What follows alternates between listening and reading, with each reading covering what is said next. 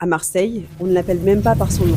On dit juste la bonne mère. Elle veille sur les marins, les mamans, les enfants et tous ceux qui lèvent les yeux vers la colline de la Garde. Son histoire, elle commence bien avant les selfies de touristes. En 1214, un simple prêtre, Maître Pierre, construit ici une petite chapelle dédiée à la Vierge. À l'époque, c'est surtout un poste d'observation stratégique. De là-haut, on voit toute la Méditerranée. En 1524, le roi François Ier fait bâtir une forteresse autour de la chapelle pour défendre Marseille contre Charles Quint. Oui, la bonne mère a vécu au milieu des canons. C'est au 19e siècle que tout s'accélère. En 1853, on lance un immense chantier, une basilique style romano-byzantin, signée Henri-Jacques Espérandieu, un protestant qui construit une église catholique. À l'intérieur, 1200 mètres carrés de mosaïques, des ex-voto marins, des bateaux miniatures suspendus au plafond. Chaque objet raconte une histoire de foi, de miracle ou de survie en mer. Tout en haut, une statue dorée de la Vierge de plus de 11 mètres, installée en 1870, visible depuis toute la ville. Elle a même été descendue en 1943, pendant la guerre, pour la protéger des bombes. Aujourd'hui, la Bonne Mère est en pleine rénovation. 30 000 feuilles d'or sont posées pour redorer la statue.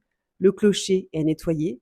Et tout sera prêt pour la fin de l'année 2025. Un chantier à 2,8 millions d'euros, financé en partie par les Marseillais eux-mêmes. Ici, on monte dire merci, on monte demander de l'aide. Même si on n'est pas croyant, on croit à la Bonne Mère. Parce qu'elle ne juge pas, elle veille. Plus qu'un monument, elle est le cœur battant de Marseille. Et crois-moi, si tu ne l'as pas encore vue, il est temps de monter lui dire bonjour.